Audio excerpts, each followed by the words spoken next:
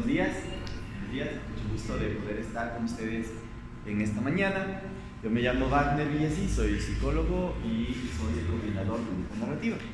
Entonces, junto con Gisela, ahora vamos a compartir esta mañana, vamos a hablar de un tema que nos parece súper interesante cuando conversábamos con el ENVI, con sus autoridades para diseñar esta charla, nos pareció súper chévere. Entonces, para nosotros es un gusto estar aquí porque compartimos una serie de visiones interesantes con este colegio, con esta institución, y eso nos permite trabajar como con sinergia, hacer las cosas súper chévere. Entonces, por eso estamos aquí.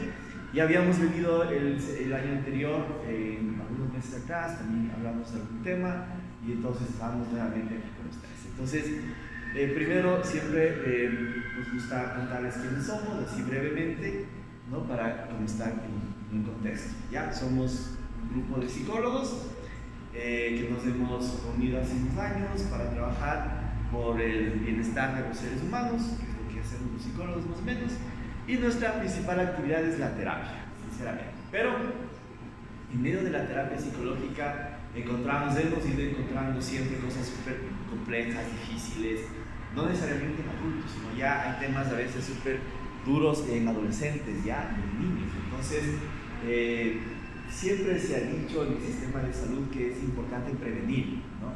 Pero la prevención es súper compleja y es difícil, pero nosotros sí tomamos el reto de prevenir. Pensamos que es súper importante llegar a tiempo con un mensaje a las familias, ¿no? Porque ahí es donde tenemos que prevenir, con las familias, con los padres, con las madres de familia, ¿no? Y claro, ¿dónde encontramos padres y madres de familia? Sino en las instituciones educativas. Entonces, por eso hemos hecho este tipo de contactos, hacemos este tipo de trabajo en conjunto con los colegios y con las escuelas, algunas escuelas y colegios con los que trabajamos, entre ellos el ENVI en primer lugar. Entonces, aquí nosotros tenemos algunas imágenes de nuestro trabajo, alguna reunión de equipo, trabajos con padres de familia, con niños, con adolescentes, perdón.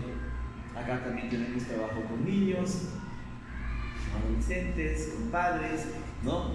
Algunas reuniones de trabajo. Entonces, porque nuestra ambición es facilitar que las personas, las familias, construyan su bienestar, historias de bienestar, ¿no? Y nosotros tenemos la idea de proyectarnos y convertirnos en un referente en el desarrollo científico de la psicología en nuestro país. Entonces, estamos trabajando en eso.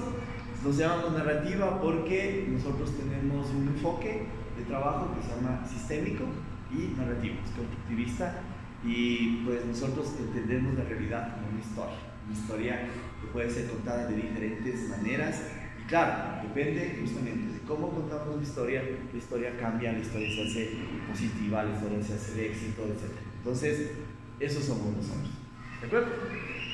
Bueno, este taller se llama Eco-Friendly, es un taller de Eco-Friendly. Esta es la propuesta que nos hizo el ENVI. Vamos a trabajar este tema, ¿no? Porque entendemos que es un valor importante aquí en la institución, este tema de ser amigables con la naturaleza, con la ecología, con el medio en general, ¿cierto? De tener actitudes responsables con el medio, ¿ya? Y entonces, cuando nos propusieron este tema y empezamos a conversar, a planificar entre nosotros y a planificar aquí con el colegio, pues llegamos a algunas conclusiones interesantes en esta conversación que tuvimos aquí para llegar a esta propuesta, ¿ya? Entonces, vamos a hablar de este tema, de lo que implica todo esto, todas las cosas que implican, un montón de aristas que tienen que ver con ser responsables con nuestro medio, ¿está bien? Entonces, este es nuestro tema. Bueno, lo primero que queríamos contarles es que desde luego empezamos a pensar en esto, y es cierto, hay un montón de mensajes, ¿no es cierto?, en las redes, ¿verdad? Ahora que tenemos la facilidad de tener las redes en el bolsillo, entonces constantemente nos llegan mensajes que nos dicen que son chéveres, son positivos, a favor del medio, ¿no es cierto? Que, por ejemplo, no usemos plásticos, ¿sí? Que reciclemos. O sea, hay mensajes súper interesantes e importantes. Entonces nos pusimos a investigar un poco más allá de eso, y claro, nos encontramos con un tema interesante, y es que no es nuevo. Es decir, desde los 60, finales de los 60 e inicios de los 70 del siglo anterior, ya se está reflexionando sobre el tema, ¿no es cierto? Entonces, claro, ahí ya se empezó a hablar de esta relación entre el ser humano y su ambiente. no es nuevo. Vamos 50 años hablando más o menos de esto, 50, 60 años. Y claro, ahí yo sí me puse a pensar un poco más y decía, bueno, claro, desde que yo me acuerdo, o sea, hace muchísimos años, sí se hablaba de esto, ¿no? Por ejemplo, el tema de la capa de ozono, no es un tema nuevo. Lo que ya se decía hace muchos años, varias décadas, justamente de los 70, que hay un agujero en la capa de ozono y que tenemos que ser responsables y que no usemos aerosol y un montón de cosas, ¿no es cierto? Y luego también me acuerdo que había otras campañas para salvar, por ejemplo, a los delfines y cosas. O sea, claro, es un tema que no es nuevo. Y aunque parezca lógico, sí nos sorprendió en narrativa hablando de esto, porque dijimos, claro, no es nuevo, entonces, ¿cuál es el tema? ¿No es cierto? Y el tema es que de pronto se va poniendo como de moda, ¿no? Y ahí es cuando nos asustamos, porque pensamos que no debería ser una simple moda, sino una construcción coherente, ¿verdad? Porque la moda pasa, la moda es transitoria, las ideas van y se pasan y se diluyen y se quedan, ¿no es cierto? Y luego de 60 años seguimos reflexionando en lo mismo con una nueva moda, con un nuevo tema, alguna nueva iniciativa, pero no hemos llegado tal vez a mucho, o sea, no se ha llegado a conclusiones concretas, ¿no? Entonces seguimos investigando porque nos dimos cuenta de que es un tema que ha ido pasando y que se va convirtiendo en una moda y casi todo el mundo está activado en esto, es decir, todos mis contactos, por lo menos en las redes que yo tengo, están activados en el tema ecológico. O sea, no conozco uno que no esté, que no haya por lo menos reenviado un mensaje de Facebook o de Twitter hablando del tema, ¿cierto? Entonces, es un tema que sí es importante, que sí es impactante, pero no debería ser una moda. Esa fue nuestra primera reflexión como narrativa. Y entonces ahí nos acordábamos de algunas propuestas, ¿no? Así como, hay un montón, ¿no? Miles de propuestas, pero para mí, a nuestro criterio, con algunas emblemáticas, por ejemplo, es de salvar a los delfines, es que yo sí me acuerdo que es que tenemos que salvar a los delfines y estábamos buscando propuestas actuales de salvar a los delfines y ya no hay, pasó de moda. Lo de la capa de ozono también, es como que todo el mundo sabe, pero ya no se habla de la capa de ozono porque hay otros temas más urgentes. Justo ayer conversábamos de eso con Gis y le decía, bueno, y ahora, ¿cuál es el animalito que tenemos que salvar? ¿Cuál era? Otros animalitos nuevos que hay que salvar, hay nuevas propuestas. Entonces tenemos que, por ejemplo, esto que tú me contaste, que te olvidaste, que de pronto dicen, bueno, pero los burritos no deberían ser de carga. A los elefantes ya no deberían cargar porque estamos maltratando a los elefantes. Entonces, claro, sí, ¿no? Entonces yo puedo pensar y digo, sí, no pobres elefantes, ¿no? De verdad, o sea, les cargan y les hacen trabajo pesado. Y si me acuerdo de cualquier mercado de aquí de Ecuador, ¿no es cierto? San Roque, Santa Clara, en Quito, y hay gente cargando. Entonces, sí, a veces pensamos en que los elefantes, los burritos, ya me acordé de esa campaña, no deberían ser de carga, pero para los seres humanos tampoco. Entonces, estas propuestas tienen pros y contras, cosas y cosas, ¿no es cierto? Cuando uno usa el plástico, que sí, es lo que tiene que ser la propuesta, ¿no? Reciclar, fundamental, estamos totalmente de acuerdo. Salvar la Amazonía, que la Amazonía es como el pulmón del planeta. Luego el presidente brasileño dice que no ha sido el pulmón del planeta. Él ya nos vio descubriendo eso hace unas semanas, si se acuerdan, cuando se incendiaba el Amazonas. Él dijo, no, ¿cómo así es el pulmón del planeta? No, pues no así. Entonces, son temas que van pasando, que se van poniendo, que se van posteando, que salen a la luz y se van perdiendo. Entonces, pensamos que no puede ser una moda. Esa es la primera conclusión que queríamos contarles, ¿ya? Es decir, eco-friendly, como le ve aquí Lendi, es ser amigables con el medio ambiente, pero eso implica que los seres humanos debemos tomar en cuenta que estamos en relación constante con diferentes sistemas, no solo con el medio. Esa fue una conclusión interesante que sacamos trabajando aquí, con el personal aquí. Es decir, ser amigables con el medio, sí, obvio, más el ser humano está en relación con otros sistemas, no solo con el medio. Es decir, no deberíamos ser amigables únicamente con nuestro medio, con la naturaleza, ¿no es cierto? Porque resulta que no es coherente. Y ahí surgió la siguiente pregunta en narrativa. ¿Podemos ser amigables sin haberlo construido a nivel personal? Esto de ser amigables, de ser responsables. Y claro, la respuesta que automáticamente surgió es no. No podemos ser amigables con el medio si no somos amigables con el otro. Somos amigables con nosotros mismos, con otros sistemas inmediatos, ¿cierto? Porque basados en esta premisa, ¿no es cierto? Si no lo tenemos, no lo podemos dar. No puedo dar lo que no tengo, ¿verdad? Entonces, no podemos ser amigables con el medio si no somos amigables con nosotros mismos, como seres humanos. Vamos a reflejar un poco sobre esto en esta charla. ¿Está bien? Porque hay un montón de ejemplos, ¿no? Justo salían estas conversaciones planificando el taller, claro. Y sí, yo puedo estar posteando algo justamente sobre el medio, por ejemplo, no usar fundas de plástico, ¿no es cierto? Pero estoy comprando fundas de plástico. Estoy con el Supermaxi comprando yo fundas de plástico.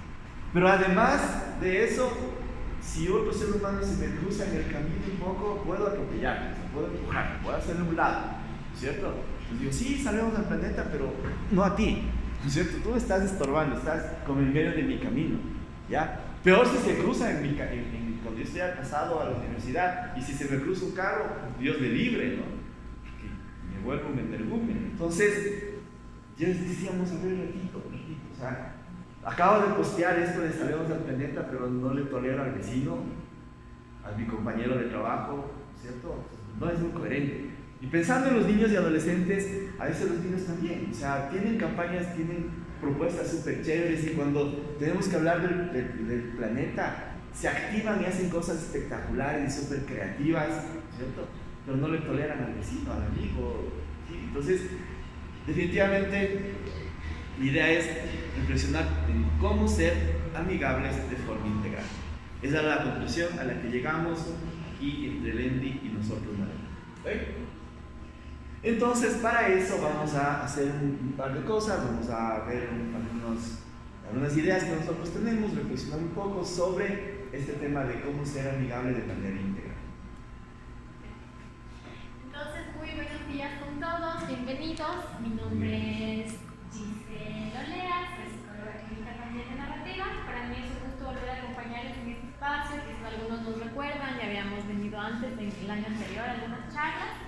Y bueno, el taller que tenemos el día de hoy preparado es especialmente interesante porque hablamos de esta idea de ser amigable con el ambiente, pero desde una perspectiva integral, como decía Wagner.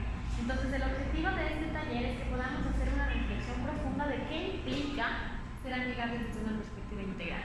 No solo como un contexto, no solo como el otro, porque claro, eso sería incoherente. Entonces, nuestra invitación es a reflexionar de cómo podemos construir esta postura de ser amigable con mi entorno desde una perspectiva integral. Y hay una palabra que vamos a usar mucho, que es la coherencia, ¿ya? Y entonces, para eso, el día de hoy nosotros les vamos a mostrar unos videos. Estos videos son acerca de gente joven que tiene propuestas muy constructivas, que tiene propuestas muy empáticas con el otro, con el entorno, con otras realidades. Y luego de ver estas propuestas y estos videos, lo que vamos a hacer es conversar, ¿ya? Porque más allá de que este taller se trate de que nosotros estemos aquí 2 horas hablando, más bien es un tema más participativo, donde nosotros también escuchamos sus ideas y también aportamos. Entonces, en narrativa creemos mucho en la colaboración, que así están diseñados nuestros talleres. Colaboramos, ustedes colaboran con ideas para nosotros y nosotros también compartimos ideas con ustedes, porque así funciona y así creemos que podemos aprender más. Entonces, les vamos a mostrar estos videos y luego de estos videos vamos a conversar un poquito de qué hay detrás de estas propuestas, ¿no? ¿Qué hay detrás?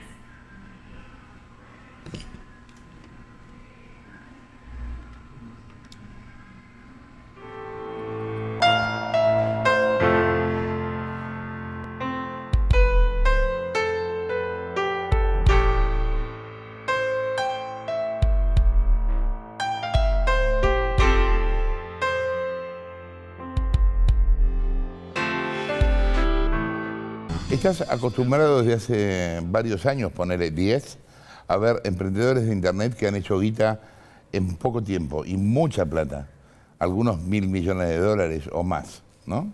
Gente que desarrolló determinados programas, apps, etcétera, y que se llenó de plata. Yo te voy a mostrar un chico, tiene 20 años, fue a los 17 campeón mundial de robótica y hizo una aplicación que es súper exitosa, pero por la que no cobra nada. Cree algo que te puede sonar ingenuo, que con la tecnología se puede cambiar el mundo.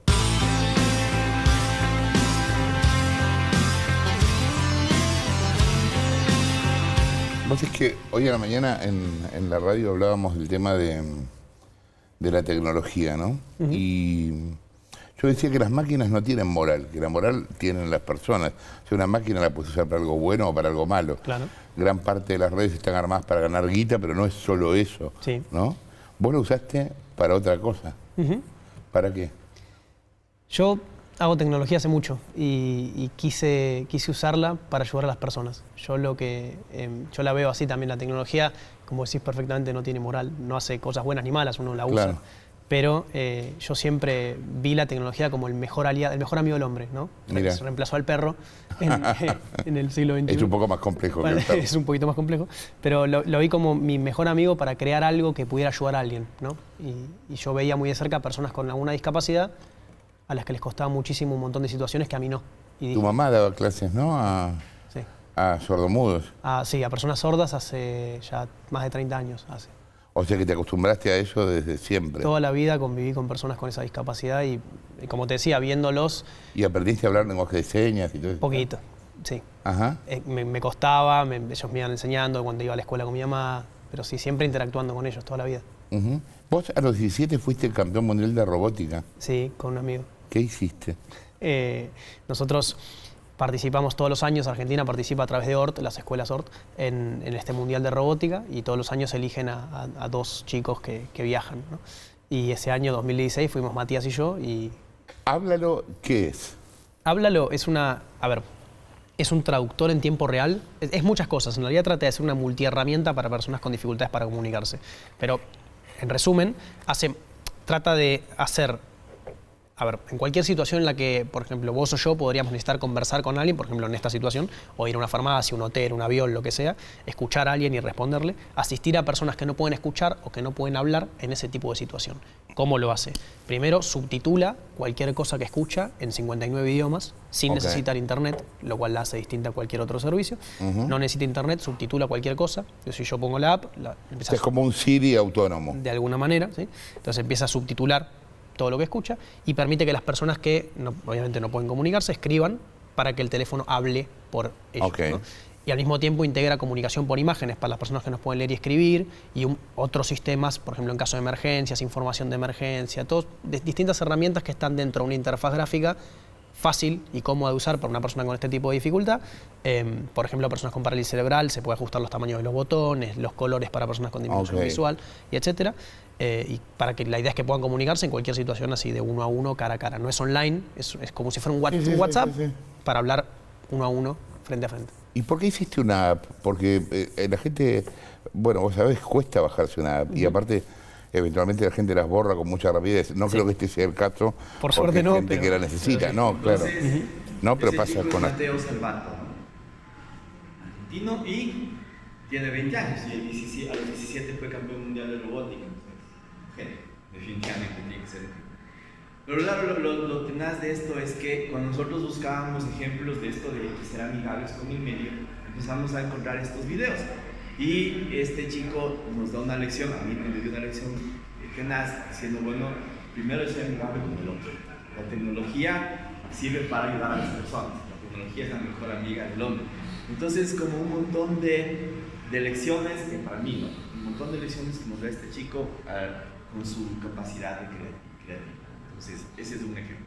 Siempre mi idea fue crear proyectos e inventos que ayuden a la gente. Y un día me propuse armar una impresora 3D. Gracias a la impresión 3D se puede hacer una prótesis, una mano mecánica 100% customizable. Nos empezaron a llegar muchísimos casos, muchísimas personas que necesitan una mano y empezamos a entregar hasta que hoy en día llevamos entregadas unas 500 manos, un poco más. Estoy trabajando desde hace unos 17 años aproximadamente en ayudando o asistiendo a escuelas rurales en Chaco. Hoy en día, si esa persona quiere acceder a una prótesis, tiene que pagar una obra social que es muy cara, o la obra social tiene que pagarle a alguien para traer una prótesis de afuera y tiene que pagar entre $5.000 a $10.000. Nosotros llevamos entregadas más de 500 manos. 500 manos a $5.000 o $10.000 es un montón de plata que esa persona no va a poner en conseguir una prótesis, sino que lo va a poder poner en comprar un plato de arroz. Pero cuando empiezas a trabajar con este tipo de cosas, empezás con los chicos, te involucras con los maestros, te involucras con los padres y te involucras con la gente del pueblo. La gente en esos lugares son muy solidarios porque se ayudan entre ellos. Como argentinos como cultura, no sé si tengamos tan bien instalado el ser solidario, sino que pensamos todo como lo podemos atar con alambre. El argentino es solidario, tanto en los grandes centros urbanos cuando necesitas ayudar a casos de inundaciones o lo que necesites, como la gente de los lugares del interior son solidarios entre ellos. Pues fíjate que muchas veces nosotros llevamos en exceso alimentos a veces, porque no sabes cómo calcular. Y si a un maestro le sobra hierba o le sobra arroz, se lo pasa a otro maestro que necesite, que no está dentro del radio nuestro. Ellos se conectan y lo mismo pasa con los padres. Sí hay argentinos solidarios, pero la forma de ayudarlos hoy en día no es como la correcta. Lo que nosotros hacemos es algo muy casero, se puede decir, algo muy simple, es simplemente buenas intenciones de gente que quiere ayudar. Hay otras instituciones y ya hay toda una movida de instituciones que ya lo hacen más profesionalmente. Nosotros necesitamos que nos ayuden mediante donaciones para seguir entregando manos. Y la persona que quiera se beneficie de ayudar una sola vez está más que perfecto. Todas las manos, valga la redundancia, siempre suman. Podés cambiar una realidad. Cualquier gesto que ayude al prójimo podés ayudar, cambiar. Sí hay proyectos que pueden cambiar la realidad de muchas personas en situaciones de vulnerabilidad y estoy más que seguro. So Gino Tuberl, who's here today, where's Gino? Gino! Solamente es cuestión de apoyarlos, incentivarlos y darle para adelante. Y justo el tema de este programa, Signos de los Tiempos, también nos llamó la atención, me pareció bonito, ¿no? Interesante, porque a veces con tantos problemas que se dan en nuestra sociedad, es como que se puede perder la esperanza. Pero justo al ver esto y investigar un poco más, encontramos algo chévere, y es que esta generación que les llaman los centennials, ya no los millennials, ya pasaron de moda los centennials, son estos chicos de esta edad, ¿no? Sus hijos, adolescentes, son los centennials, y tienen otras perspectivas, ¿sí? Entonces es súper lindo escucharle a este chico hablando de ayudar a la gente, de que puedes influir en otro, cambiar la realidad de personas en situación de vulnerabilidad, pero no es un discurso político, ¿no? O sea, político en el sentido de los políticos tradicionales, ¿no?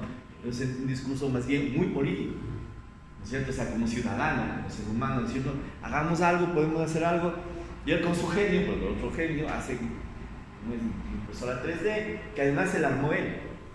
Porque yo he buscado otros documentales de él se armó la impresora 3D, no la compró porque no tenía cómo comprarlo tan caro.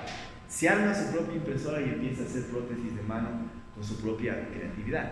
Entonces él plantea esto y dice, hay una reflexión súper chévere de él que dice, no sé si los argentinos son tan solidarios. Y claro, a partir de eso yo he preguntado a algunos chicos acá en Quito, ¿no? Mis estudiantes de la universidad, por ejemplo, sobre esto de la solidaridad, y más o menos me dicen lo mismo, no sé si somos tan solidarios, ¿no? Y el señor mayor, más o menos como yo, le digo, no, sí somos solidarios los latinoamericanos. Y los chicos me dicen, no lo creo.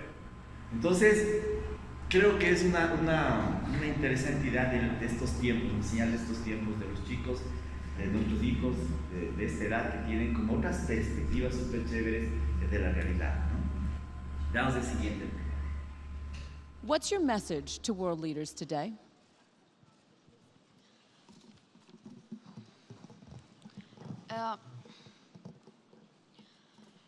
My message is that we'll be watching you.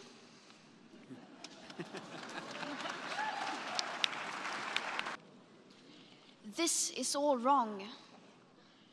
I shouldn't be up here.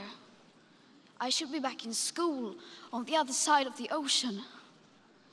Yet you all come to us young people for hope. How dare you? You have stolen my dreams and my childhood with your empty words, and yet I'm one of the lucky ones. People are suffering. People are dying. Entire ecosystems are collapsing. We are in the beginning of a mass extinction, and all you can talk about is money and fairy tales of eternal economic growth. How dare you? For more than 30 years, the science has been crystal clear. How dare you continue to look away and come here saying that you're doing enough when the politics and solutions needed are still nowhere in sight? You say you hear us and that you understand the urgency. But no matter how sad and angry I am, I do not want to believe that. Because if you really understood the situation and still kept on failing to act, then you would be evil, and that I refuse to believe. You are failing us, but the young people are starting to understand your betrayal. The eyes of all future generations are upon you. And if you choose to fail us, I say we will never forgive you.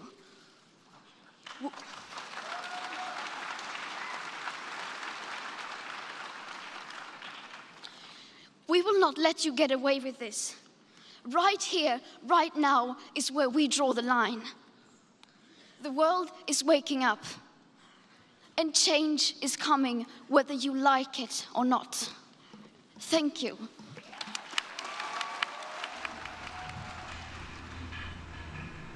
Bueno, este otro video de esta chica, esta niña que también se hizo famosa, este viral, este sí se hizo tendencia en el mundo.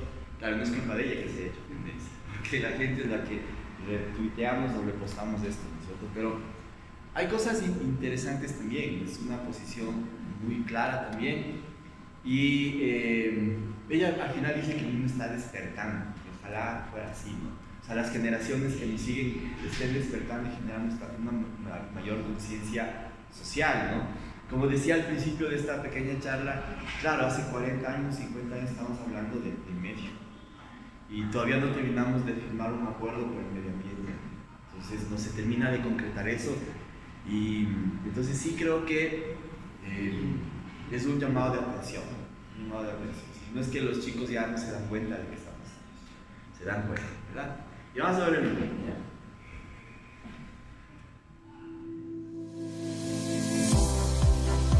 Mi nombre es Freddy Luna, soy ingeniero mecánico de la Universidad de Antioquia. Desde muy niño me ha gustado inventar. Estudié ingeniería mecánica para crear máquinas ya con conocimiento.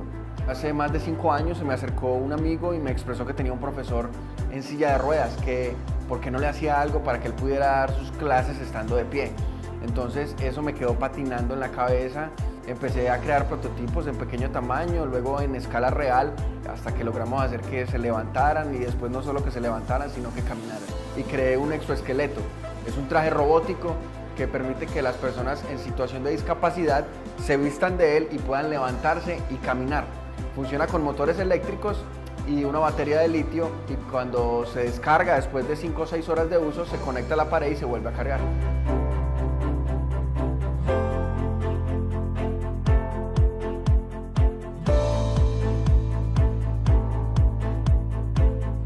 A lo largo de todos estos años han sido un proceso muy bonito, muy enriquecedor, pero a la vez ha sido duro. Conseguí apoyo de unos amigos económicos para construir, digamos que el primer prototipo, pero el primer prototipo no funcionó muy bien porque necesitaba mucho más dinero del que presupuesté. Entonces fue un momento muy crucial en el proyecto que yo dije, o dejo esto tirado o le sigo echando cabeza. Pero cuando yo veo una persona que vuelve a levantarse o que vuelve a caminar, es algo que no se puede describir, es algo muy gratificante. No solamente porque como ingeniero estoy haciendo algo que no es común, sino que como ser humano estoy dándole la oportunidad a una persona de resucitar un sueño que tenía perdido. Se siente la emoción, que los hijos puedan abrazar a sus padres estando de pie, que su esposa pueda abrazar a su esposo y darle un beso cara a cara, eso no tiene precio. Es algo que no puedo describir la emoción que siento. Y por último, este otro joven que no es tan chico, jovencito, pero también es otro genio, también es latino, colombiano, y también, o sea, decíamos cuando buscábamos estos ejemplos, sus hijos están cerca de estar en esta edad, terminando el colegio, por terminar el colegio, por empezar a estudiar, y qué sueños tendrán. ¿No es cierto? ¿Qué sueños tienen?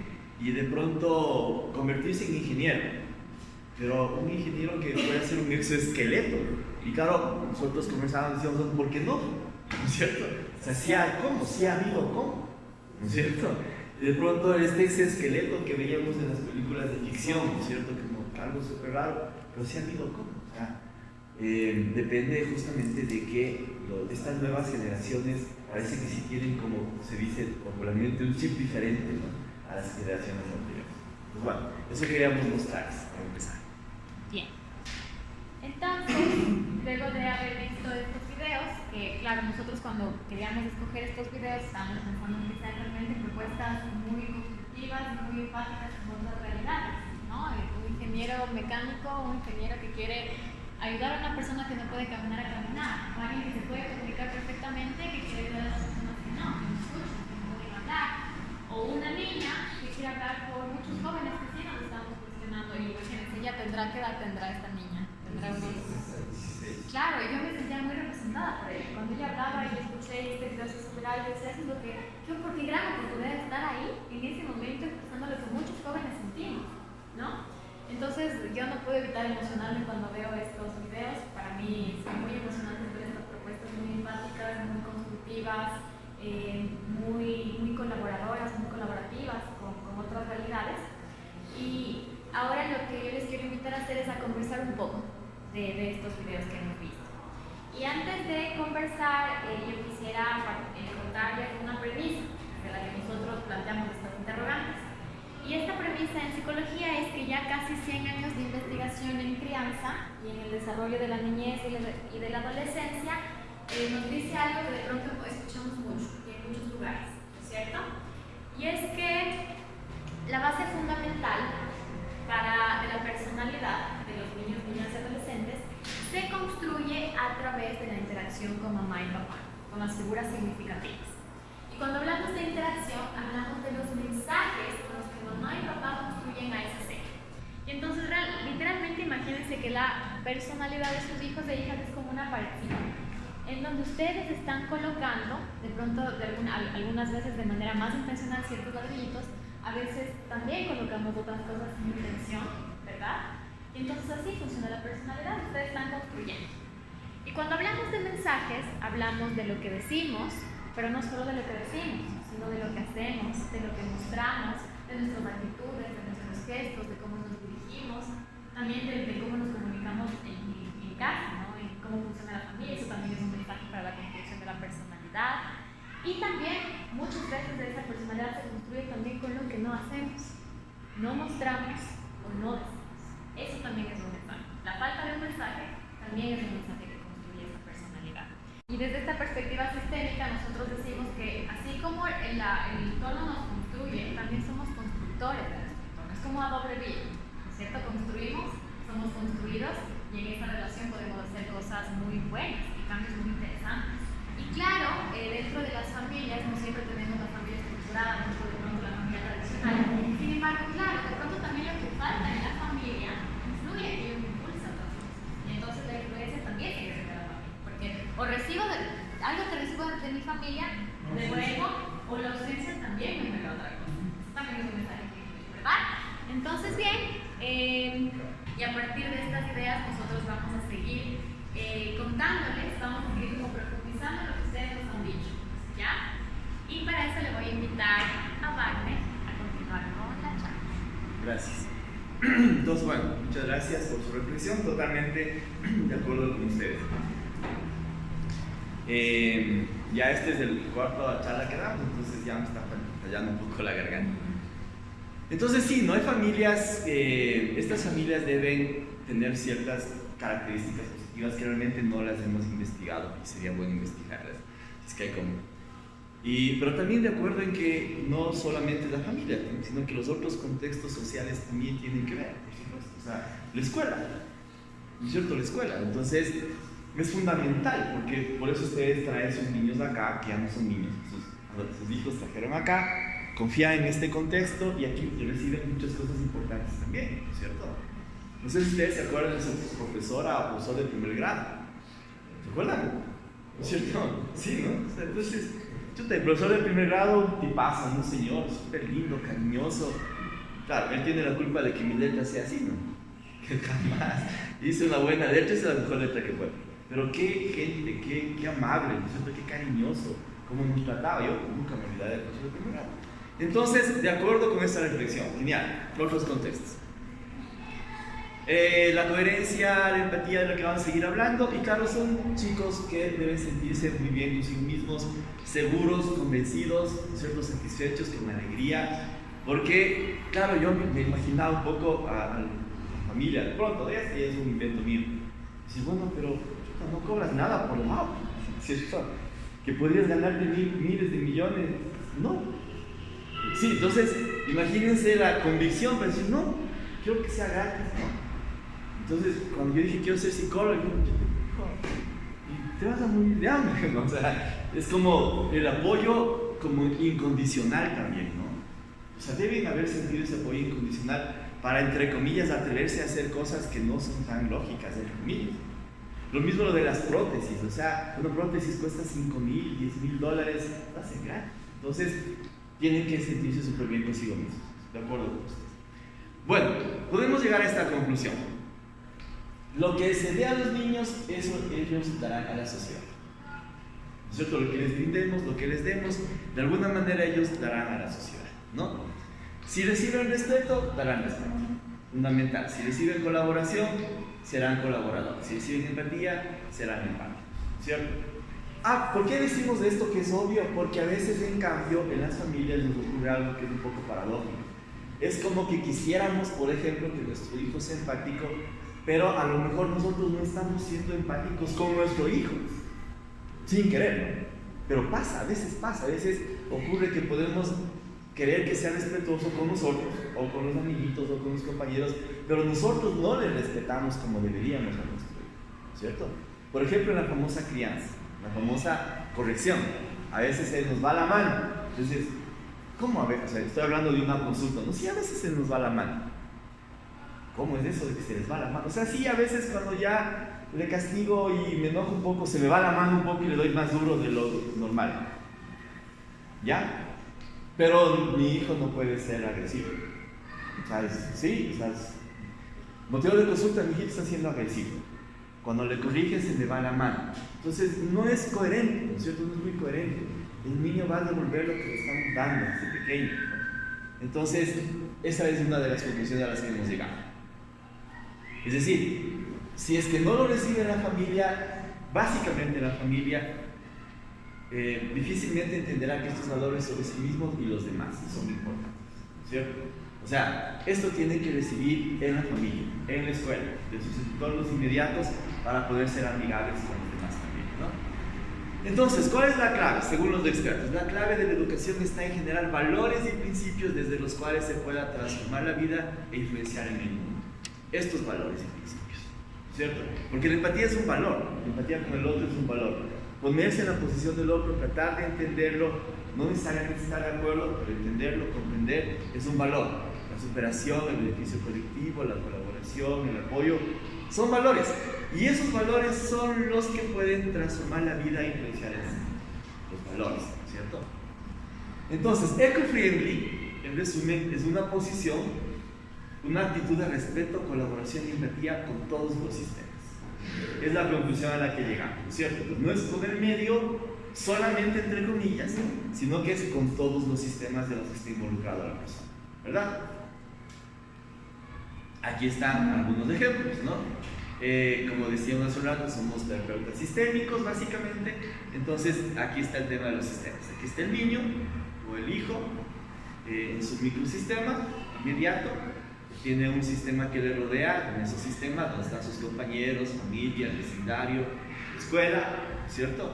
Entonces la idea es que es amigable consigo mismo, con los que le rodean, con los que están fuera de ese sistema, que ya es como, por ejemplo, la familia extendida, iglesia, no sé, la sociedad en general, ¿no? Los gobiernos, los medios, que ahora son totalmente importantes, ¿no? Y más adelante el macrosistema, que ya es como algo más externo, son valores sociales, sistema religioso, la ideología, la cultura, ¿no? Y obviamente la naturaleza también. Entonces, claro, ser amigable con todos estos medios, con estos sistemas, ¿cierto? Entonces, a veces la moda, este cliché, nos lleva a saltarnos de aquí a acá. Entonces sí podemos ser amigables con el medio, pero nos olvidamos de los otros sistemas, ¿ya? Y entonces, claro, nuestros hijos es lo que aprenden. Y no pueden ser amigables con nosotros tampoco, ¿cierto? Con sus compañeros, compañeras, con sus maestros. A veces ni con ellos mismos, ni con los hermanitos. Porque de pronto no les estamos planteando esto, ¿cierto? Y obviamente sin querer, pero puede estar pasando, ¿ya? Entonces, eco-friendly también resulta que es comprender los contextos, ¿cierto? Porque no se puede ser empático, ¿no es cierto? Y todo esto que hemos hablado acá sin comprender que los contextos son diferentes, ¿no es cierto? Una cosa es mi casa, donde de pronto están mi papá y mamá que me aman, me quieren, me respetan, me valoran.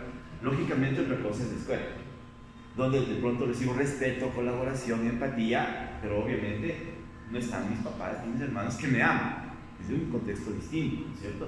Y en este contexto distinto ocurren cosas chéveres, también hay dificultades, también hay roces, hay situaciones difíciles, normal, pero comprender los contextos también me permite ser amigable también con ese contexto, ¿cierto?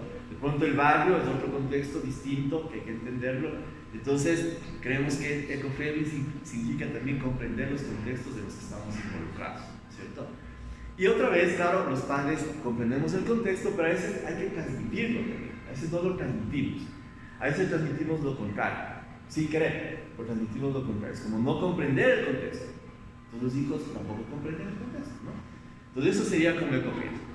Es decir, no funciona si me activo sobre el medio ambiente, pero no lo hago en mi día a día, ¿cierto? Es esto de otra vez de lo de las redes, ¿no? O sea, las propuestas de estas ecológicas súper chéveres, hay una campaña de colegio, nos activamos en la campaña que está muy bien, pero de pronto no me activo en otras cosas. Esa es la idea, ¿ya? Es decir, que no sea un cliché y se convierte en una actitud integral, ¿sí? Porque los clichés pasan de moda, y hay un montón de clichés, pero pasan de moda, y entonces se convierten en ideas vacías que al final no resuelven las cosas. Bueno, continuemos. Entonces, ustedes han hablado de ideas súper buenas, súper chéveres, con las cuales nosotros estamos muy de acuerdo. Y estamos hablando, ustedes han mencionado varios valores, ¿verdad? Han hablado de empatía, de apoyo, autoiniciativa, la superación, el beneficio colectivo, colaboración. Y entonces todo eso que ustedes han comentado y han puesto en forma de valores tiene un nombre dentro de las familias. Este proceso en el que los niños desde que nacen empiezan a aprender qué está permitido en esta familia, qué no está permitido, cómo puedo actuar en esta familia, cómo no puedo actuar, desde que nacen el niño está aprendiendo eso, ¿ya? En interacción con mamá y papá. Y como por ponerles un ejemplo, digamos que el bebé nace y está llorando, ¿no es cierto? Y está llorando, entonces el adulto empieza a preguntarse, y dice, bueno, ¿qué pasa? ¿Tendrá frío? ¿Tendrá tapo? ¿Tendrá hambre? ¿O le dolerá algo?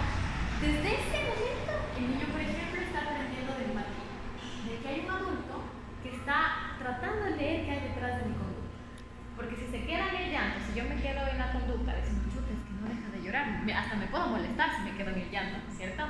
Pero ¿qué hace el adulto que lee qué hay detrás de ese llanto? Entonces, si tiene hambre, tiene frío, o está enfermo, le duele la pancita, o necesita cercanía física y empieza a responder a esas necesidades. Como por ponerles un ejemplo, desde ahí el niño está aprendiendo lo que es empatía. Yo tengo un adulto que lee lo que hay detrás de mi conducta y trata de responder a esa necesidad, ¿ya? Y entonces el proceso de socialización empieza desde que los niños nacen. Y es todo este proceso en el que los niños van adquiriendo valores, van adquiriendo esa forma de ser en el mundo. ¿Cómo debo ser en el mundo? ¿Cómo debo ser conmigo mismo? ¿Cómo debo ser con los demás? Este proceso se llama socialización. Y en la mayoría de las familias, este proceso se da como a manera de ensayo y error, porque no es como que estamos todo el día pensando, a ver, como estoy respondiendo ahorita a mi hijo, estoy socializando. No decimos eso, no es como un proceso que lo llevamos así muy intencional. Y la invitación de narrativa es que este proceso lo hagamos de una manera muy consciente e intencional. Es decir, ¿cómo me dirijo a mi hijo? ¿Cómo corrijo? ¿Cómo manejamos las equivocaciones? ¿Cómo lo oriento? Todo eso es el proceso de socialización. Incluso cómo manejamos los temas en pareja, ¿no es cierto? Cómo manejamos en pareja las diferencias. En las familias hay diferencias, en las familias no pensamos igual. En la charla de ayer alguien nos decía, pero entonces ustedes están hablando de familias que son perfectas. Y nosotros decíamos, no. Por supuesto que no. Ninguna familia es perfecta. Y en las familias hay diferencias. Y en las familias hay conflictos a veces, hay problemas. Eso es parte de la vida familiar. Más, la clave de la socialización quieren transmitir y quieren qué valores van a regular el funcionamiento de esa familia. Y entonces, nuestra invitación es decir, bueno, como padres nos hemos sentado a preguntar eso, a ver, ¿qué valores van a regir esta familia? ¿Cuáles son nuestros valores? Esa es una invitación que nosotros les hacemos a pensar. Y claro, cada familia tiene su propio sistema de valores. De pronto una familia dice, en esta familia nuestros valores son la honestidad, la honradez, somos colaboradores. En otra familia dicen, aquí somos solidarios, somos generosos, ¿no? Yo sí les invito a preguntarse si ustedes han puesto a ser explícitos en sus familias. Si lo han dicho, mira hijo, en nuestra familia los valores que rigen nuestro funcionamiento son estos. Y si es que no, pues pueden empezar a pensarlo en cómo hacer. Porque sí es importante que sea un proceso explícito. Y también, como nos decían ustedes, esta coherencia de también cómo lo actúo, ¿cierto? Si yo hablo de respeto, estoy mostrando ese respeto también a mi hijo. Si hablo de colaboración, yo colaboro con mi hijo frente a sus necesidades, que pueden ser físicas, afectivas, emocionales, ¿verdad? Entonces, la investigación, ya en el proceso de socialización, en el desarrollo socioemocional de las personas, plantea algo y dice, si bien cada familia tiene su propio sistema de valores, para promover el desarrollo socioemocional de los niños, niñas y adolescentes, hay valores que deben ser transversales a todas las familias. Dice la investigación, ya nos van a explicar por qué. Entonces dice que estos valores que deben ser transversales a todas las familias son el respeto, la colaboración y la empatía. Ya les voy a explicar por qué ellos dicen que esos valores deben ser transversales a todas las familias. Entonces, el respeto, la empatía, promueve que cada miembro de la familia se conecte mucho consigo mismo. ¿Ya? Y entonces, ¿qué edad tienen sus hijitos? 16. Están en la adolescencia, ¿verdad? Y entonces, claro, en esta edad en donde ellos están preguntando quiénes son, qué cosas quieren hacer, están como de pronto también proyectándose, ¿no? Bueno, ¿qué voy a escoger después? ¿Qué quiero ser yo? Es una edad muy linda porque estás construyendo la base de la identidad, ¿no es cierto? Y entonces, claro, si yo empatizo con ese adolescente que a veces tiene dudas y que a veces se puede sentir mal por algunas situaciones y que a veces se siente frustrado con algo, a veces se siente molesto con algo, y empatizo con ese adolescente y le ayudo, ¿no es cierto?, a identificarlo y a ver formas de manejar. Ese adolescente va a poder hacer eso con otras personas, conectar con el otro, ver cómo se siente ese otro y pues dar alternativas al tema, ¿ya? Y entonces es por eso que los expertos dicen eso. Los valores como el respeto, la empatía, la colaboración promueven el desarrollo socioemocional de los niños, niñas y adolescentes. Y cuando hablamos del desarrollo socioemocional, estamos hablando de este proceso que vamos construyendo las personas, que tiene que ver con cuánto primero yo me valoro y creo en mí mismo. ¿Cómo me veo a mí mismo? ¿Qué tanto me valoro? ¿Ya? ¿Qué tanto puedo estar conectado conmigo mismo, con mis emociones? ¿Puedo reconocer mis emociones? ¿Qué hago con esas emociones? Y ahí sí, ¿cómo puedo conectar con nosotros? Por eso es desarrollo socioemocional, que si lo construyo a nivel personal, luego puedo construir relaciones satisfactorias con el entorno, amigables con el entorno. Y entonces los expertos dicen, un indicador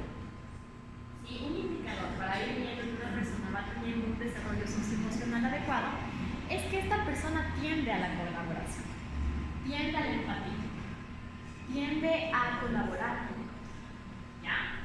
Y entonces, ¿por qué es un indicador? Porque una persona que tiende a colaborar y que es empático con el otro, primero lo construyó a nivel personal. Entonces está muy conectado consigo mismo y puede valorarse y ver que tiene muchas cualidades, capacidades con las cuales sentirse seguro, satisfecho, empoderado. ¿Cómo podemos sentirnos empoderados, verdad? Si es que no hemos reconocido todo esto, todas nuestras capacidades, lo valiosos que somos. Y entonces, eso es justamente lo que se plantea en la teoría de la socialización, lo que les decía, que deben haber valores transversales a todas las familias y son estos valores. Y claro, estos valores que les hemos comentado de la empatía, del respeto y la colaboración están muy relacionados a una teoría que nosotros queríamos compartirles el día de hoy. Y ustedes han hablado de que estos niños, ¿no es cierto?, que tienen estas propuestas tan constructivas, seguramente sienten bienestar, sienten alegría, se sienten satisfechos, empoderados, seguros, tienen una convicción. Y entonces, ¿qué dicen los estudios en psicología acerca de eso? Que eso no es una construcción casual, sino que toda esa construcción de esa seguridad y ese empoderamiento tiene base en el amor. ¿Ya? Y por supuesto, nuestra tarea es hablarles del amor desde una perspectiva psicológica, desde una perspectiva también antropológica, que es lo que les venimos a compartir, ¿ya? A veces yo digo, no les vamos a hablar del amor ese que vemos en las novelas, en La Rosa de Guadalupe, sino les vamos a hablar del amor desde una perspectiva justamente psicológica, antropológica. Y para hablar de esto, primero es importante entender y comprender que el amor es una construcción. O sea, si yo digo te amo, puedo decir te amo, pero el amor requiere de una construcción muy consciente y tiene tres componentes específicos. Les vamos a compartir lo que habla un autor con el que nosotros trabajamos mucho, es muy bueno, realmente ha trabajado con familias ya muchísimo tiempo, trabaja con familias, ya iba observando justamente la interacción de las familias y qué es lo que los niños y adolescentes necesitan para desarrollarse con una nutrición emocional adecuada. Él es Juan Luis Linares y él habla y dice de que el amor favorece que las personas tengan una nutrición emocional adecuada.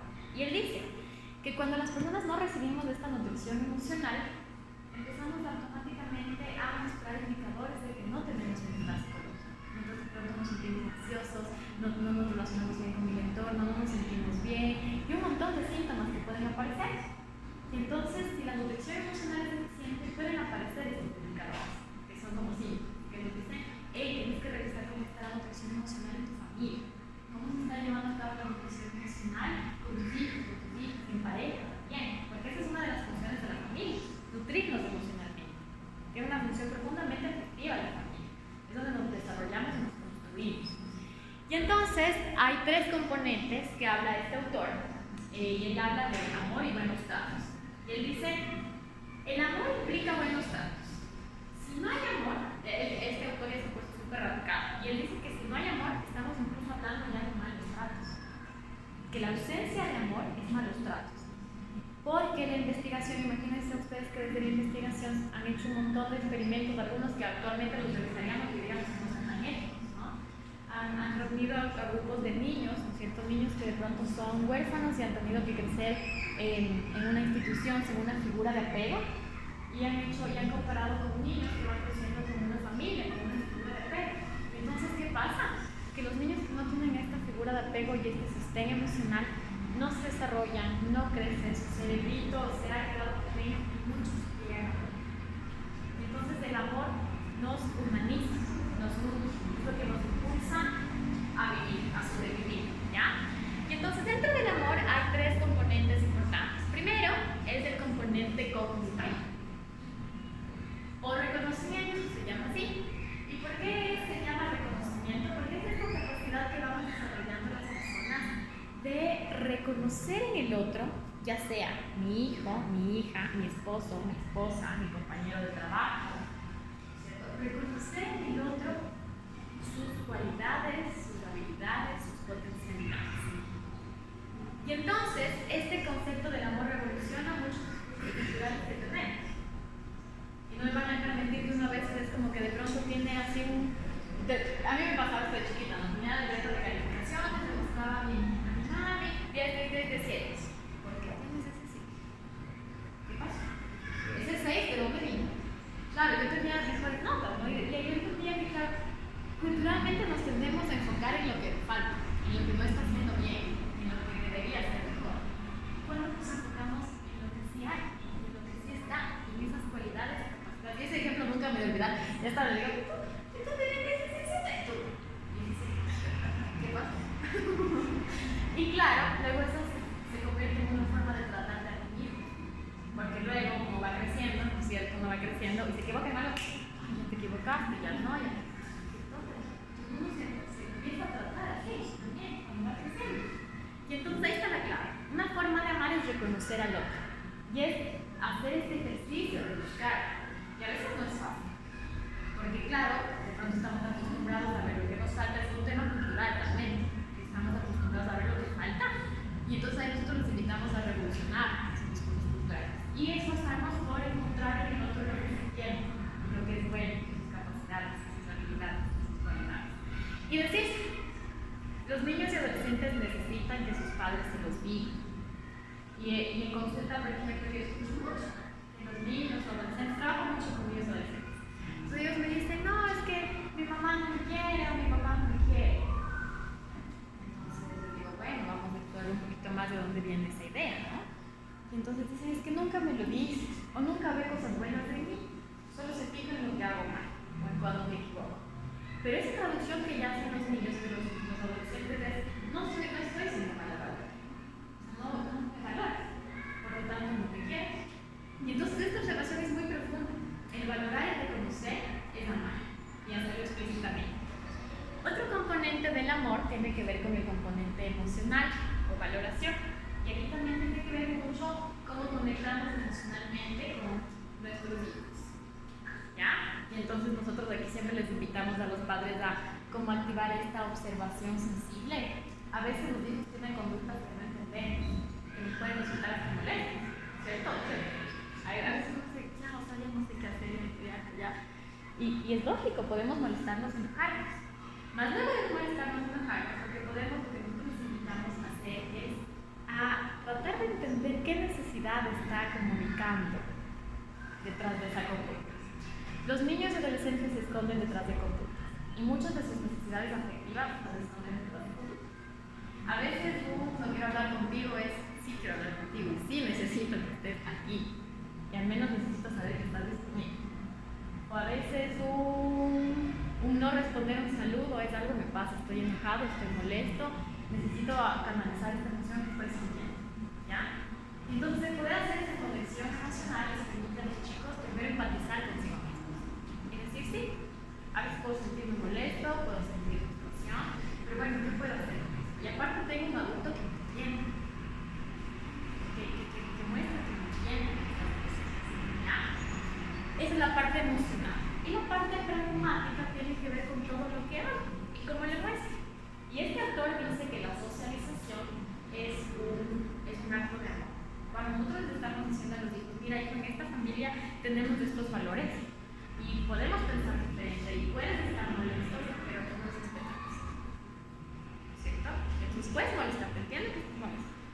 Más, en esta familia los valores tenemos con respeto. Entonces, no sé, buscamos una forma de manejar ese enojo, esa molestia, nos vamos a respirar, tú te vas a lavar la cara, yo me voy a lavar la cara, nos encontramos después de esta noche, el siguiente día hablamos, pero vamos a hablar esto desde el respeto.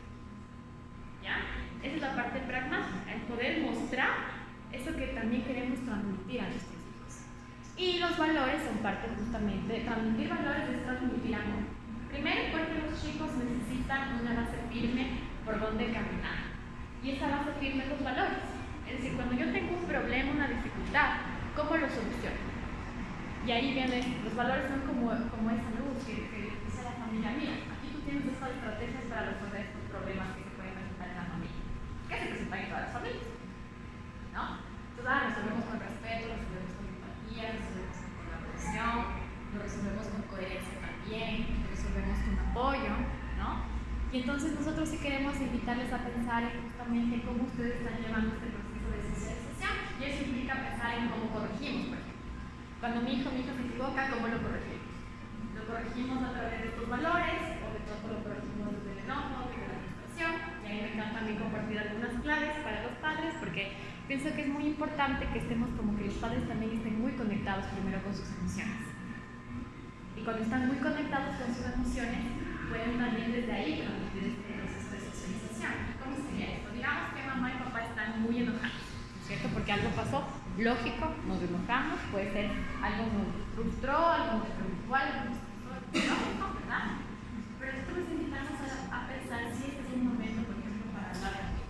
Quizás no, ¿verdad? Quizás es el momento para hablar conmigo después, cuando yo ya haya podido gestionar esas emociones, haya podido hablar con alguien, escribir, correr, o sacar un padre me decía, yo sí voy y me troto 2 veces la cuadra antes de hablar con mi hijo. Que bueno, si a usted le funciona esta alternativa, está muy bien, ¿cierto? Si se desahogó trotando 2 veces y luego puede andar en la cama, genial. Y entonces es muy importante que ustedes también estén muy conectados con sus emociones, para que al reconocer cómo se están sintiendo lo puedan gestionar y luego sí transmitir estos. ¿Y por qué les hablamos de la regulación emocional? Porque entendemos que las emociones pueden como ser una barrera frente a estos valores. ¿Por qué? Porque si yo ya corrijo desde el enojo, a lo mejor ahí ya no estoy poniendo en práctica la regla del respeto, ¿cierto? O si yo ya me dirijo a mi hijo desde la frustración, ya no me queda la empatía, porque ya no estoy empatizando con él. Entonces nosotros hemos hecho esa observación y creemos que es importante justamente tomar conciencia de eso, es decir, las emociones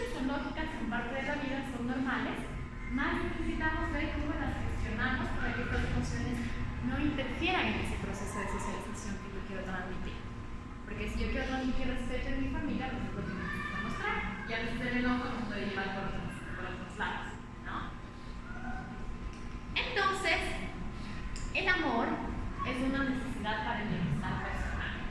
Esto ya lo dice la ciencia y la investigación científica, que el amor nos permite sentirnos bien. Y el amor fue una necesidad ancestral.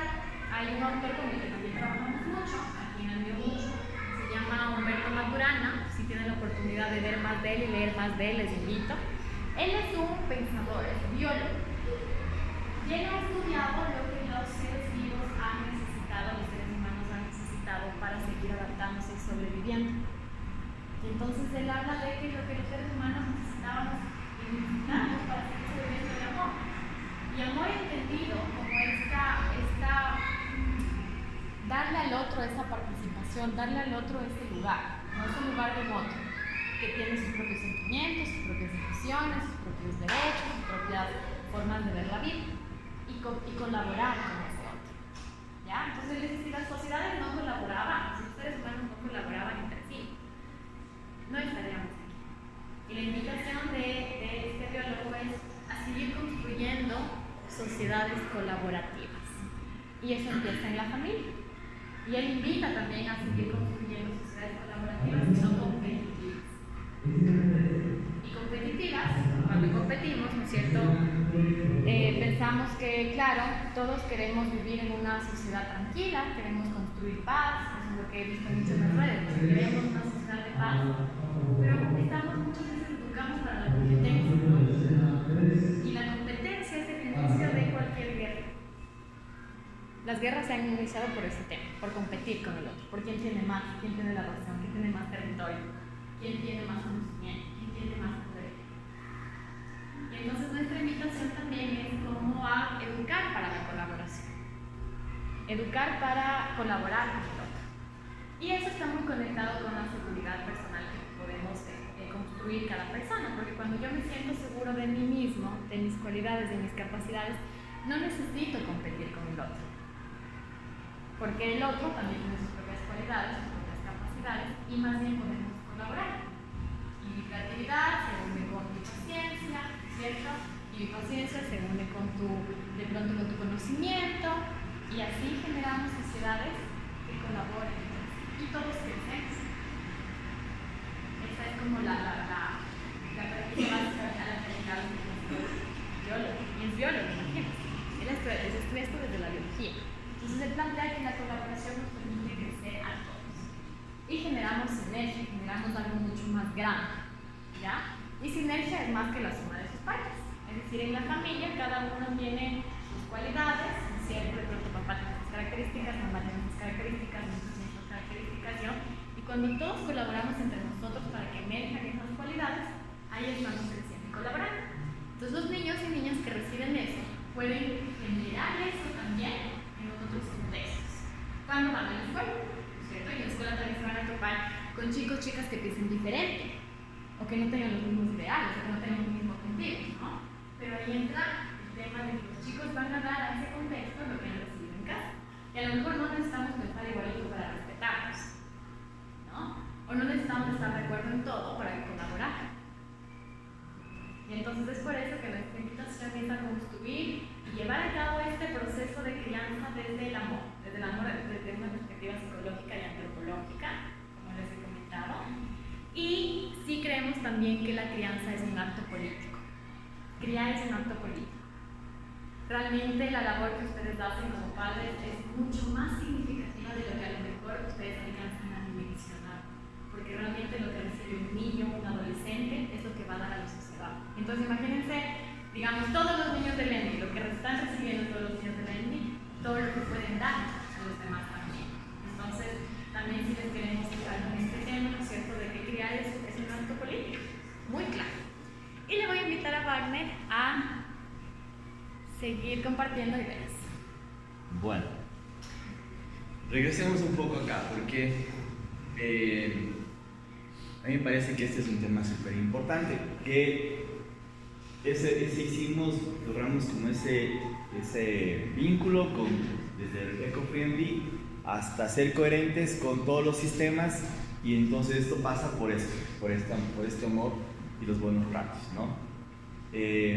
Porque claro, ¿cómo, o sea, desde dónde puedo ser amigable con los otros contextos y entenderlos? Desde tener un sistema de valores basado justamente en el amor, ¿cierto? En este amor que implica el reconocimiento, la valoración y el cariño, ¿ya? Pero claro, también es interesante, es importante, creo yo, señalar un par de cosas de lo que no es amor, de lo que no sería realmente, o más allá de amor, lo que no sería un buen trato, ¿no es cierto? Pensando en sus hijos, en sus hijas e hijos que están en la adolescencia, hay algunas ideas que creemos que son importantes. A veces, no ustedes, sino que a veces en la consulta, por ejemplo, hay padres que nos dicen, bueno, nos mandan del colegio porque mi hijo tuvo un problema, pero es adolescente, o sea, es normal que tenga esos problemas de la adolescencia. Pues claro, ahí cuando yo escucho es normal en la adolescencia, esos problemas se me erizan todos los pelos y bueno, normal según quién, ¿no es cierto? O sea, desde qué autor, qué teoría, quién, ¿no? O desde la vida misma. Entonces, el criterio de la normalidad es desde la vida misma, ¿no? Así como la Rosa de Guadalupe. Entonces, sí y no y sí, o sea, claro, todas las etapas de la vida pueden haber problemas, conflictos, malestar, etc. Pero todo tiene un límite. Entonces, estoy en la adolescencia y realmente lo que sea, obviamente no, ¿verdad? No, ese es como un maltrato. Permitir que el adolescente, que es un niño, que está caminando a transformarse en un joven, no un adulto, un joven, empiece a tener conductas de riesgo, por ejemplo, como el consumo de alcohol, de licor, otras drogas, es maltrato. Porque el niño no está listo, porque el cerebrito del niño no está listo para procesar el alcohol, por ejemplo, ¿no? O sea, físicamente el hígado de un niño no está listo. Y cuando toma un niño alcohol, eso es como un ejemplo, ¿no? Cuando un niño toma alcohol, el alcohol no se procesa por el hígado, entonces circula libremente el radical OH destruyendo todo lo que puede. Y el cuerpo de un niño no puede tolerar eso. De un adulto tampoco, pero digamos que ya el cuerpo está más fuerte, ¿no? Entonces, hay papá diciendo, pero pues es adolescente, o sea, es normal. Y claro, esto no es normal, eso es maltrato, ¿ya? O también es como el otro extremo, ¿no? Ese es como dejarle que haga lo que quiera porque ya es grande, no es grande, ¿no es cierto? Todavía no es grande. O por otro lado, tampoco permitir que viva, ¿no? Nada, es decir, la burbujita en la que yo le puse en kinder, ¿no es cierto? El preescolar, le metí una burbujita para que vaya a la escuela y no le quito la burbujita hasta que vaya a la universidad, más o menos, ¿no? Pues claro, tampoco puede relacionarse bien con los demás, porque si se topa con alguien y se lesiona, ¿no? Y entonces queremos que no le pase nada. Por un lado, o le sobreprotegemos, o por otro lado, ya en la adolescencia nos relajamos demasiado y que los niños hagan lo que quieran, ¿cierto? Y hay ejemplos tenaces en la consulta. Les cuento. Ayer, por ejemplo, tuvimos una consulta con una chica de 17 años. Tuvimos una conversación súper confusa, o sea, súper rara, porque decía, bueno, ¿cómo les ha ido esta semana? Bien, no hemos peleado. Ahí es cuando se enferma en el alma. Es que los hijos y padres no pelean. Entonces, digo yo, no, sí peleamos, sí, los padres y hijos pelean, es normal pelear. Me dice la mamá. Digo, no peleamos los padres, estamos en niveles distintos de desarrollo, ¿no es cierto? Se pelean entre pares. Pero aquí no hay pelea, puede haber discrepancias, puede haber discusión, puede haber diferencias de criterio, pero pelear no, pelear es un tema de pares, de pareja. Es que siempre he peleado con mi mamá. Sí, pero eso no quiere decir que esté bien. Bueno, no han peleado, chévere, ¿qué más? Bueno, no me gusta que tomen. Ah, sí, está bien. ¿Y qué pasa? O sea, yo le digo, ¿verdad? No tomarás, pero no me hace caso. Ah, entonces no le obedece. Si no, no me obedece. ¿Por qué no le obedeces a la hija? Porque no, es mi asunto. ¿Cómo es tu asunto? Sí, es que es mi asunto. Yo sé ver si tomo o no tomo. 17 años. Llega la mamá, a ver, pero ¿por qué usted quiere que no tome? Porque no me gusta que tome. Sí, pero ¿por qué? ¿No es cierto? O sea, no me gusta que tome, no es una buena razón. No, es que yo no quiero que se emborrache. Ah, bueno, pero a ver, no entiendo. ¿Cuál es la regla? Ahí le puse la trampa, ¿no? ¿Cuál es la regla? Que no tome.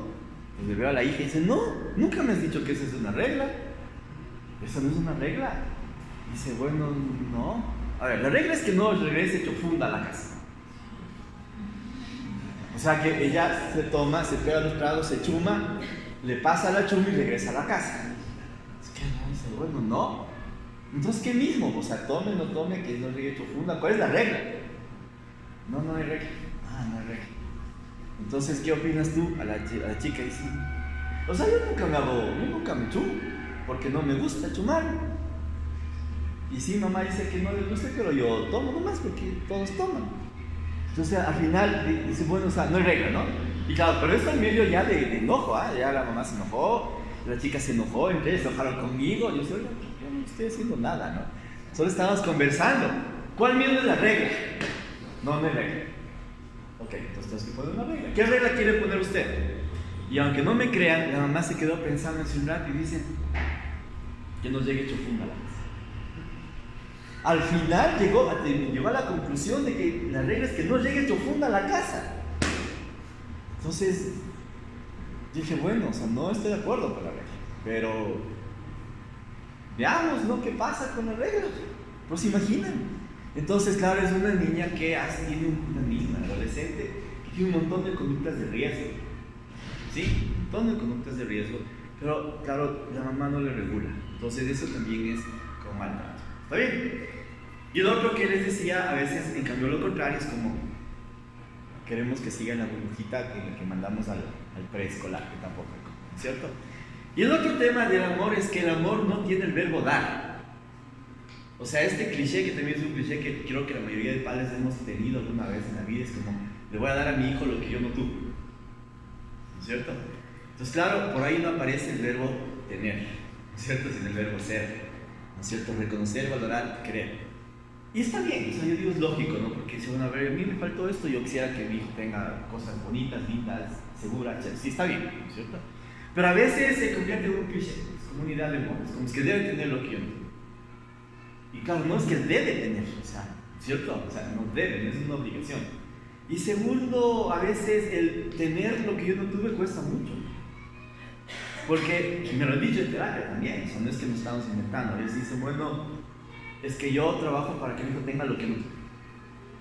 Digo, sí, está muy bien, pero lo que no tiene es su compañía. Claro, no tiene mi compañía porque darle todo lo que yo le doy cuesta mucho. Y tengo que trabajar mucho hasta el sábado. ¿Sí? Y sí, claro, cuesta mucho, pero no tiene su compañía. Entonces el papá me decía, sí, pero para eso está la mamá, ¿no? Y claro, la mamá me dijo, sí, por eso me siento utilizada. Se armó una bronca en la consulta. ¿Se imaginan? Por favor. Eso está bien, porque todos creo de verdad. Yo creo que lo más importante es que ellos aprendan a valorar lo que se les da. Ahí creo que la mayoría. Claro. Podemos lograr convencerles de que valoren. Claro. Eso es un excelente punto porque a veces les podemos dar tanto o poco, pero sin la reciprocidad de que se den cuenta lo que significa eso que le estamos dando, ¿no? Y no solo en lo material, sino también en esta otra parte, ¿no es cierto? Entonces, por ejemplo, a veces es como que damos, y los niños no entienden de dónde sale lo que les damos. Y hay comentarios de la terapia, que siempre cuento porque es chistoso, es como, es que papá, yo no puedo jugar con el FIFA 2019. Eso pasó recién en la consulta. ¿Por qué no puedes jugar con el FIFA 2019? Porque ya salió el 2020. Es verdad. Y le pregunto, es que la alineación del Barça del 2020 ya es diferente. Y no puedes jugar con la del 2019, ¿no? Y el papá, ¿en serio? Y se queda a pensar y dice, chuta, es que ahorita no te puedo comprar el FIFA 2020. Casi le salta el cuello. Y digo, bueno, pero no necesita comprar la FIFA 2020. O sea, no es obligatorio, ¿no? Y también el tema es que no puedo usar estos zapatos. ¿Cómo no puedes hacer? Pues sí, es que no, están viejos. Sí, tranquilo, en Miami te compro 3 pares. Sí, o sea, es que a veces sin querer les damos lo que queremos o podemos dar, pero sin transmitir el mensaje de valoración, ¿no? O sea, de que también valoren lo que les estamos dando. Para terminar y darle la palabra, solo una anécdota más. Un amigo tiene un hijo, un chico, 18 años, que está genial, este guava. Mi amigo es mi amigo desde la infancia, somos amigos toda la vida, entonces yo le molesto a mi amigo, ¿no? Le digo, oye, tu hijo pues, salió a quien quiere que sea a vos, porque vos no eras así de inteligente, nunca, ¿no? Le dicen, oye, hijito, vamos a comprarte zapatos. Entonces, literal, a mí me consta, le he visto. Papá, no, gracias, no necesito. ¿Cómo que no dices? No necesito, tengo zapatos, mira. Sí, pero ya te compré la Navidad, o sea, ahorita te puedo comprar los zapatos. No, papi, no quiero, gracias, no necesito. Entonces mi amigo nos presenta y dice, les presento al chico más rico del mundo, es millonario, no necesita nada. Y él dice, es que no necesito. Dice, oye, vamos a comprar unas camisetitas. Dice, no necesito, gracias, sí tengo camisetas. Entonces mi amigo le molesta al hijo, ¿no? Dice, oye, no le molesta a tu hijo es sabio, claro, no necesita. Sí, no quiere porque no necesita, genial, ¿no? Entonces, esa parte de la valoración es súper importante, que también valoren lo que estamos dando, ¿cierto? Vamos a respetarnos todos, pero no respetamos, o vamos, sí, todos queremos ser amigables con todos, pero nunca nosotros mismos no tenemos la iniciativa de ir más allá de nuestro propio contexto, y claro, que nuestros hijos no van más allá. Entonces es una teoría que cualquier rato se rompe. Entonces, claro, totalmente de acuerdo. ¿Cómo podrían reconocer, valorar o querer cosas que no conocen, que no han vivido, que no han palpado? Entonces parte de la coherencia, completamente.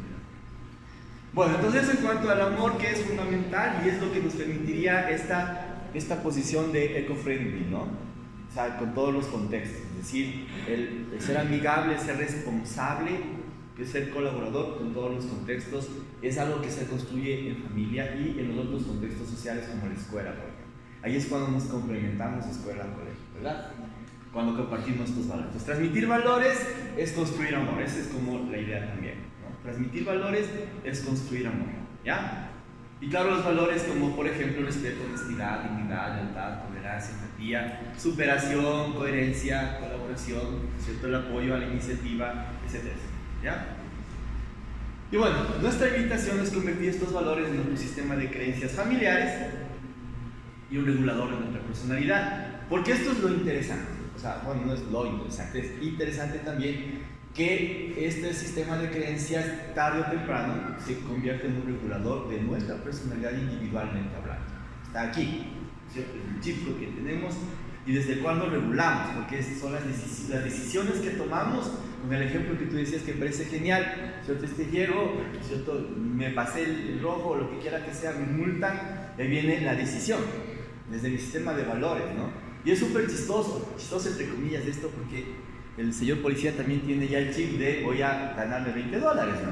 Entonces es interesante, entre comillas, interesante cuando alguien le dice, sí, está bien, múlteme, ¿no? Sí, y a veces me ha pasado porque sí he cometido infracción, por ejemplo eso de lleva al semáforo y coge el teléfono. Entonces viene una señora policía y me dice, no puede ver el teléfono. Pues está en rojo. Sí, pues no puede ver el teléfono. Múlteme. Entonces queda así como... Y empieza a buscar el artículo por el que me quiere multar. Cambió el semáforo y digo, me pongo acá, no, váyase, gracias. Porque claro, a ver, no estamos como listos también para vivir esas cosas. Entonces me parece genial esa parte de la coherencia. Porque nos regula, tomamos decisiones desde los valores. A veces justo nos preguntan en la terapia, por ejemplo, ¿pero cómo decido? ¿Desde dónde decido? Desde nuestro sistema de creencias, nuestro sistema de valores. Desde ahí decidimos las cosas que hacemos, ¿cierto? Entonces la transmisión de valores, claro, es verbal, es no verbal. Es decir, lo que decía antes dice que es explicar, decirles, ¿no es cierto? Escuchar a los hijos, pero además y sobre todo es no verbal. O sea, es con el ejemplo, o sea, es modelar, es el modelo, ¿cierto? Porque lo que tú decías es cierto, podemos decir, es que tenemos que respetar a todos los seres humanos. Pero se me cruza la señora ahí en el tráfico y le manda al diablo y esta mujer tenías que ser, ¿sí o no? ¿Sí o no? O sea, salimos con esas cosas y nuestras hijas están ahí viéndonos decir, papá, ¿no es cierto? ¿De dónde sacas esas cosas? Pero tenemos que respetar a todos. Entonces, es el ejemplo también, ¿verdad? Entonces, bueno, veamos unas 2 o 3 ideas que ustedes han visto ya. En este mural, aquí nosotros lo hemos llamado eco-friendly, como igual educando para la paz, ¿no? Porque como conclusión, cuando planificamos esta actividad, pensábamos eso, o sea, es como llegar a algo tal vez más profundo, que puede ser esto de vivir en paz. Claro, la paz no significa que es perfecto, ¿no? No significa como esta tendencia, esta actitud a sentir empatía, a apoyarnos, a pensar en nosotros, a pensar en el medio, ¿no es cierto? A movilizarnos, a actuar para poder tener un medio amigable en general, ¿no es cierto? Entonces, vamos a ver lo que ustedes han escrito así rápidamente, ¿ya? Por ejemplo, me dice empatía, atención, paz, amor, parece genial, ¿no? va con la idea que estamos trabajando. Es fundamental, la atención, por ejemplo, es fundamental para poder generar empatía, ¿no es cierto? Porque de lo contrario, yo puedo sentir mucho cariño, mucho amor por alguien, pero si no le atiendo, no le doy atención, ¿cómo le transmito eso que siento? Y luego cómo se siente que hay empatía si no le atiendo. Me parece fundamental la palabra atención. Dice por acá que se aprendiendo a amarme con mis virtudes y defectos. Claro, es el mejor modelo, ¿no? Para transmitir esto de ser amigable, porque yo me amo, me acepto a mí mismo, a mí misma, y entonces los hijos nuestros, los niños, los adolescentes, aprenden a amarse, a aceptarse a sí mismos, ¿cierto? Genial. Pues por ejemplo aquí dice ejemplo, amor, respeto, tolerancia. El respeto, que parece como una regla fundamental en la vida, ¿cierto? Valorar y reconocer las cualidades, creo que es fundamental ese mensaje. Es decir, si un niño es inteligente, más es bueno, es hábil, para lo que sea, pero no se lo dice, no se lo conoce, es como si no fuera, es como si no tuviera esa habilidad. Pues necesita que alguien se lo diga para construir su mismo, ¿no? Respeto también, ser consciente de que la crianza es un acto político y no educo para ser empáticos a través de mis actos, perfecto, y brindando experiencias. Recuerdo acciones concretas como por ejemplo colaborar en el arreglo de la casa, por supuesto, acordar y publicar reglas, experimentar otras realidades, muy bien escucharlos, comentar que analicen sus acciones, como el ejemplo, predicar, perfecto, ¿no? Y claro, entonces el último mensaje sería que, claro, sus hijos son grandes en la escuela. Ya están terminando el colegio, son grandes, pero no son grandes, o sea, son adolescentes, están en esta etapa de vida y transitando hacia otra etapa más larga, más compleja, y a veces, no digo ustedes, sino que a veces en general a los padres se nos olvida que en esta etapa de la adolescencia tal vez los niños los chicos necesitan muchísima más orientación, cariño, amor, reconocimiento, valoración que nunca. ¿Sí? Justamente para que ellos sigan como conscientes de sí mismos y cumplan sus sueños como los que vimos hace un rato. ¿Está bien? Eso consideramos que sería como ser eco-friendly en el sentido integral de esta expresión, ¿no? Es decir, que estemos conscientes de nosotros mismos, conscientes del otro, colaborar con el otro para que ellos también aprendan a colaborar, ¿no? Pero si a veces justamente esta idea, oye, por favor, arregla tu cuarto, y eso no ocurre nunca, entonces desde esas acciones tan concretas, sencillas, se va construyendo este. ¿Está bien? Entonces muchas gracias por su atención y entonces un gusto para nosotros volver a ver.